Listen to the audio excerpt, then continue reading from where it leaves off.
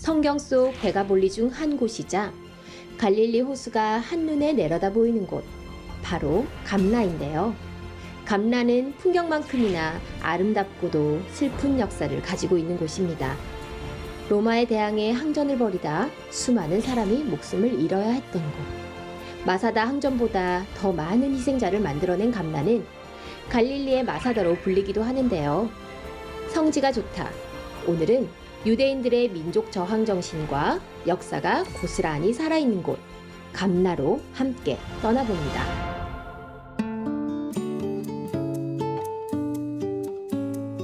안녕하세요. 성지가 좋답니다. 성경의 이야기가 펼쳐지는 곳으로 함께 여행을 떠나보겠습니다. 이스라엘에 계신 이강근 박사님 연결해 보겠습니다. 박사님 안녕하세요. 네, 안녕하세요. 한 주간도 평안하셨습니까? 네, 박사님. 한 주 어떻게 지내셨나요? 네, 그래도 하나님의 은혜로 또 한국에 많은 기도해 주시는 분 덕분에 한 주 잘 지내고 있습니다. 네, 다행입니다. 박사님, 또 매번 똑같은 곳을 방문하시더라도 또 방문할 때마다 성지는 다 다를 것 같아요. 그렇죠. 이전에는 소개하지 못했던 부분이 새롭게 이렇게 발굴을 해서 오픈을 하는 경우도 있고, 또 특히 지금이 이제 코로나 기간이기 때문에 계속 보여드리는 그 화면에서 아실 수 있듯이 전혀 순례객이 없기 때문에 아주 텅 비고 한산한, 그러면서도 여유 있게 장소들을 돌아볼 수 있는 또 장점이 있지요. 맞습니다. 이스라엘 현지의 산과 들도 또 매년 다른 색깔일 텐데 그건 현장에 계신 박사님만 느끼실 수 있는 것들이겠죠? 맞아요. 이 성지에는 사계절도 있지만 계절에 따른 색깔이 있습니다. 그래서 건조한 여름에는 여름대로 아주 독특한 것들이 있고, 또 겨울철 우기에는 우기대로 볼만한 것들이 있어서 사실 사계절을 골고루 소개하는 것도 또 이 성지 이해에 도움이 됩니다. 박사님이 너무 부럽습니다. 그렇다면 오늘은 어디로 가게 되나요? 자, 오늘은 이제 감라 하게 되면 우리 아마 한국에는 마사다가 많이 알려져 있는데 이 로마와 저항을 했던 격전지인데 갈릴리의 마사다라 할 정도로 갈릴리의 유대인들이 정말 최후까지, 사실은 마사다가 알려져서 그렇지만 마사다보다도 더 아주 격렬한 저항과 함께 더 큰 규모의 이 저항이 있었던 곳이 감라, 이 히브리어는 가물라, 이게 이제 낙타 등이란 뜻인데 그 감라 지역을 소개합니다. 이 감라가 성경에도 언급된 곳인가요? 감나라는 언급은 없지만 예수님께서 데가볼리 지역으로 다니셨다고 했을 때에 그 데카폴리스, 그 10개의 도시 연맹체를 말하는데 바로 이 감나가 데가볼리의 한 유대인 갈릴리 성읍 중에 하나입니다. 네, 어떤 곳인지 궁금한데요. 화면으로 만나보겠습니다.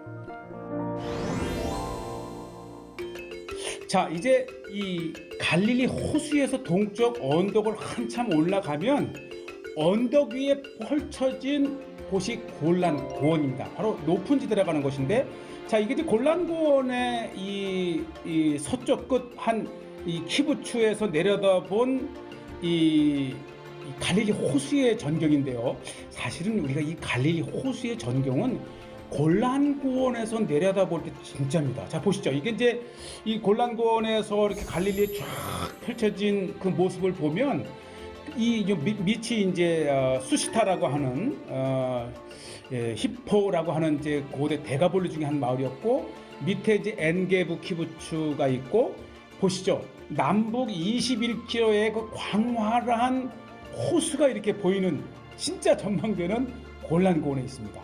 자, 무엇보다도 이 골란고원에 올라와서 오늘의 이 하이라이트는 바로 감라, 이게 이제 히브리어는 가물라, 이게 낙타라는 곳인데 마치 낙타 등과 같이 생긴 이 성읍이 이 갈릴리의 마사다라 할 정도로 로마와 대항해서 아주 정말 치열한 전쟁이 있었던 그 현장을 가는데 감나의 대학 입구에 이게 고인돌이에요. 이번에 이 감나에 오면 제일 먼저 눈에 띄는 게 바로 이 고인돌입니다. 이 바위를 받침을 하고 마치 이 식탁을 만든 것처럼 한 것이 이게 무덤이에요. 그런데 이 감나 지역에서도 한 수백 개가 발견이 되고 골란고원 전 지역에 수천 개의 고인돌 무덤이 있습니다. 이게 지금부터 4,400년 그 이전에 이미 가나안 시대 때에 골란고원에 이렇게 사람이 사는 흔적이 있습니다.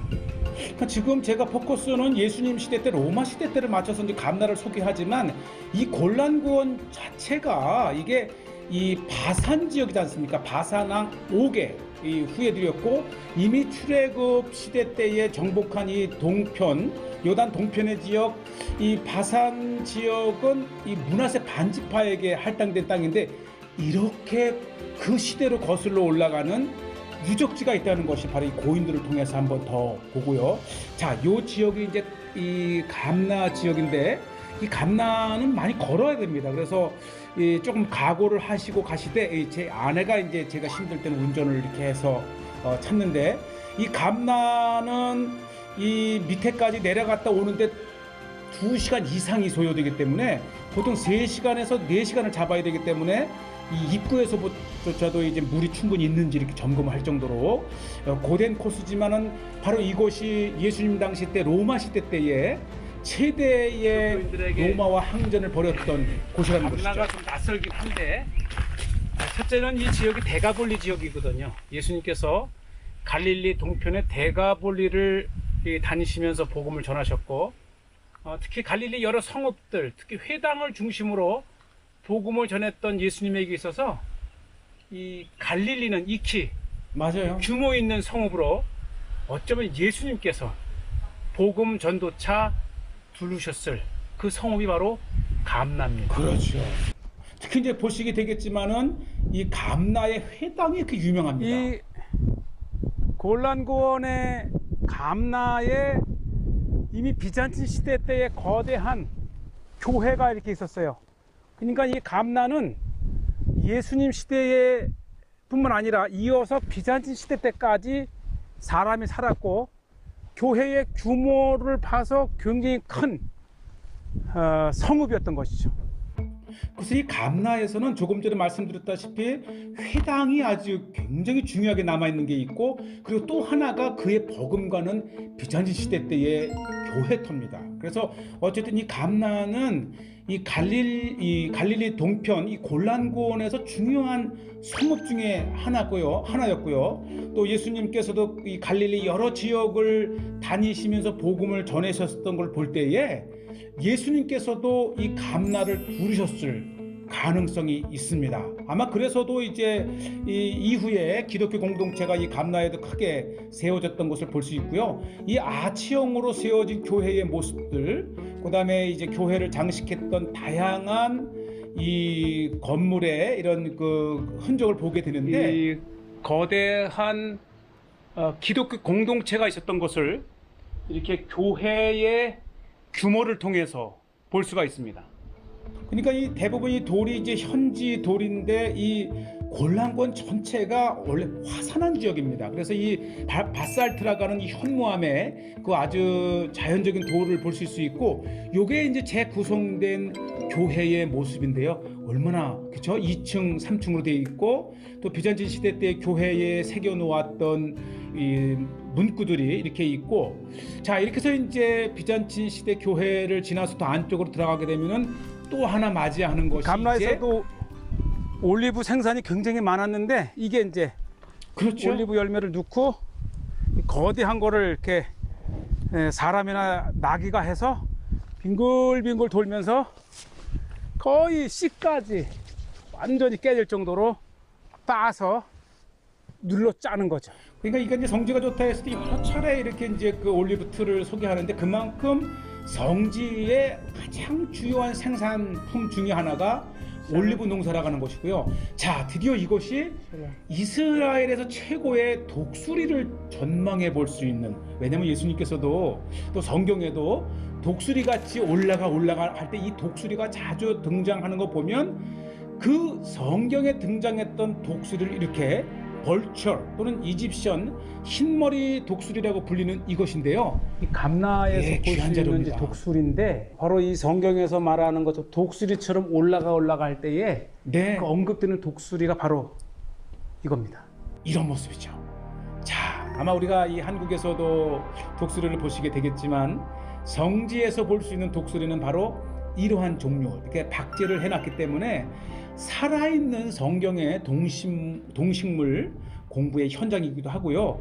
바로 이 벌처가 서식하는 감락 골짜기입니다. 저 절벽가에 독수리들이 서식을 하고, 저도 이제 여러 차례 가서 보면 정말 많은 독수리가 유유히 나르는 것을 보면 아주 기품이 있습니다.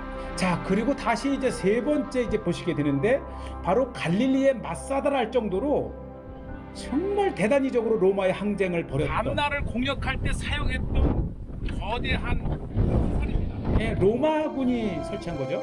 근데 이 규모를 보고 사실 이 감나는 로마가, 저 보시죠, 앞에 이제 이렇게 낙타의 등처럼 솟아나 있는데 이것이 이제 정말 저항을 강하게 했기 때문에 로마의 한계 사단이 도저히 감당을 못해서 시리아 쪽에서 온 여러 로마군 사단이 마침내 연합해서 함락을 시킨 거죠. 또 그 함락된 유대인들도 끝까지, 이 마사다에서는 1000여 명이 자살을 했다면 이곳에서는 정말 이 4-5천 명이 이 낭떠러지로 떨어져 자살할지언정 항복하지 않았던, 감나라고 하는 지명이 이 낙타에서 유래가 됐는데, 지금 감나의 네, 아주 그 이 모습이 마치 윤곽이 낙타의 보이죠? 것 같다 해서 붙여진 이름이고요.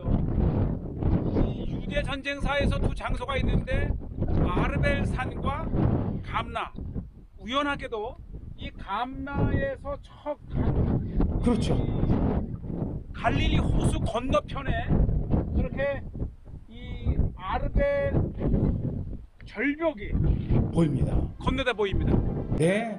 자, 이제 드론을 통해서 보시는 대로 앞에 이렇게 이제 낙타 등처럼 모습을 한 이 지역이 이 갈릴리 지역의 한 성읍이었던 감나였고, 또 로마에 대항하던 갈릴리의 유대인들이 마지막 보루로 이곳까지 이제 몰리면서 최후의 항전을 벌였고, 전쟁을 통해서만도 한 4-5천 명이 죽었고, 그리고 마지막 함락이 되자 스스로 목숨을 끊은 유대인들이 4-5천 명, 대략 한 9천에서 만여 명이 희생을 당한, 정말 유대인들에게서는 정말 가슴 아픈 현장이기도 하면서, 또 떨어져 죽을지언정 이방 로마에 항복하지 않았던 강한 유대인들의 정신을 볼 수 있는 것입니다.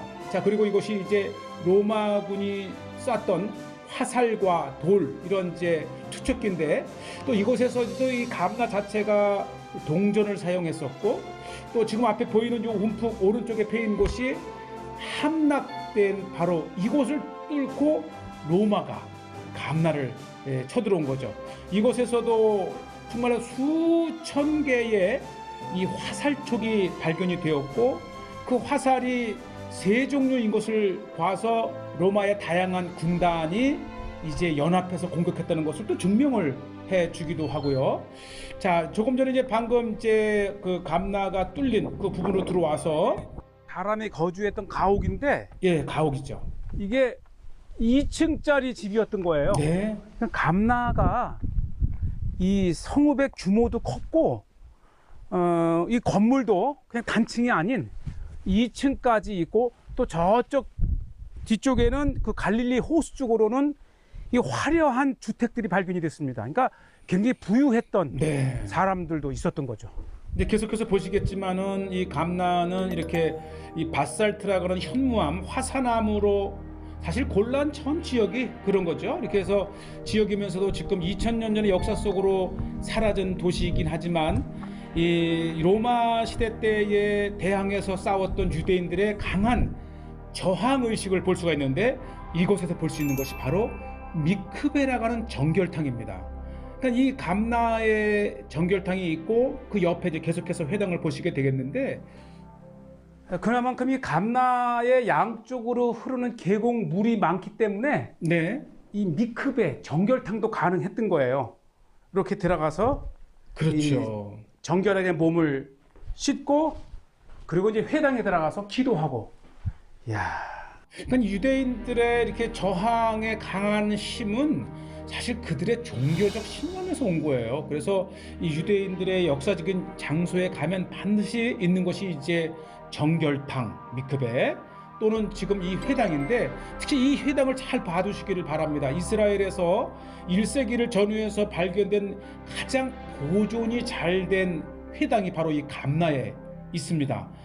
특히 이제 이렇게 초기에 이 3년이 벤치로 이루어져 있으면서 이제 문은 이제 갈릴리 호수 쪽을 향해 있고요. 감나에서 발견된 이 거의 완벽하게 기초가 네. 남아있는 이 회당은 아직 보기 드문 1세기 때의 회당이고요. 이 회당 연구에 굉장히 중요한 곳이 바로 이 감나의 회당입니다.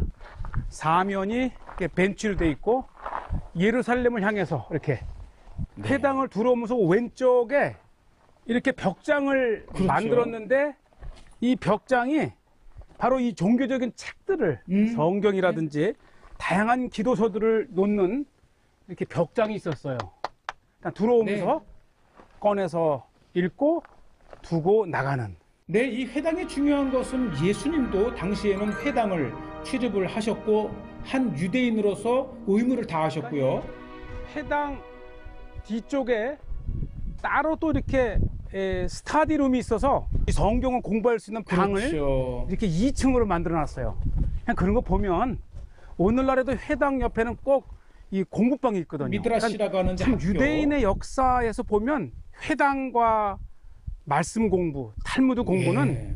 이들 종교의 생명력 같아요. 그렇죠. 사실 유대인들에게서 이 배움은 그 자체가 그러니까 하나님에 이 향한 정성이고 의무죠. 감나는 삼면이 가파른 이 절벽 내지는 골짜기로 되어 네. 있기 때문에 이쪽만 방어하면 완벽하게 안전한. 그럼요. 그래서 갈릴리 유대 항전의 최후의 보루가 바로 이 감나였던 거죠. 그렇죠. 가장 방어가 견고했던 이 감나로 결국은 모여든 거예요. 그래서 이제 이 감나가 최후의 이 격전지가 된 거고, 사실 우리가 요세푸스의 유대 전쟁사를 읽어보면 마사다보다도 오히려 더 치열하고 아주 강력했던 정신력으로 무장했던 유대인들의 모습을 볼 수 있는 것이고, 비록 이 신약 성경에는 감나라는 이름이 안 나오지만 꼭 유대 전쟁사에서 중요한 갈릴리의 전초기지였던 감나를 꼭 기억하시기를 바랍니다.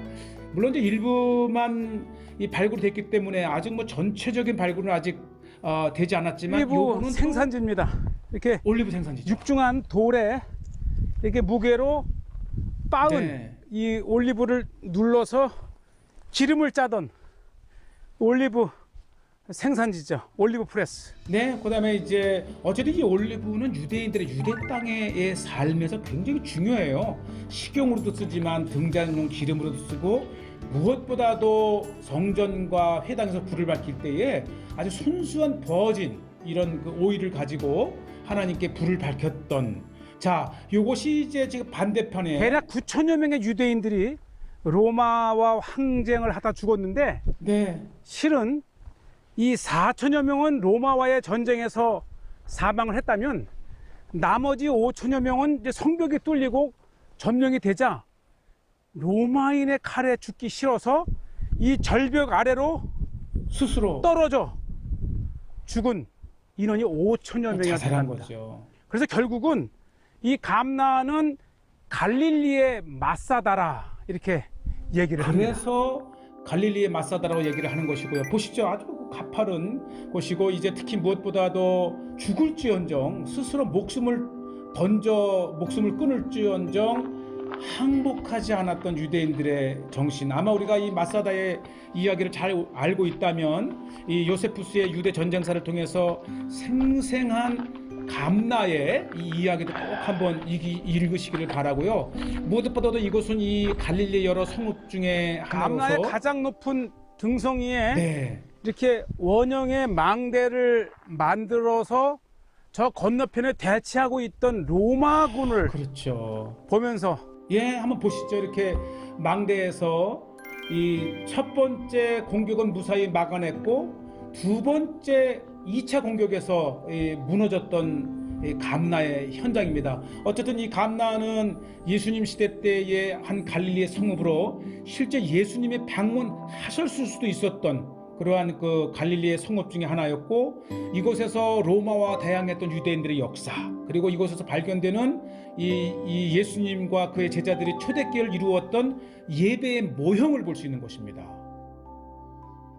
감나가 슬픈 역사가 담겨 있는 곳이었네요. 맞아요. 사실은 우리가 이 사해가의 마사다를 가면 그게 대략 그 한 1000여 명이 이 로마에 대항하다가 이 희생이 된 곳인데, 이 감나는 마사다의 10배나 많은 만여 명이 희생을 당한, 그러니까 이 격전 중에 4천여 명이 죽고 이 로마에 함락되자 그 절벽으로 스스로 목숨을 끊은 유대인이 5천 명이 됩니다. 그러니까 사실 갈릴리의 마사다라 부르지만 아마 역사상 요세푸스가 기록한 유대 역사, 저항의 역사에서 가장 희생이 크고 격렬했던 곳이 바로 감나였던 거죠. 네, 그럼 이스라엘 사람들에게는 또 굉장히 중요한 장소로 여겨지겠네요. 그렇죠. 슬픔의 장소고요.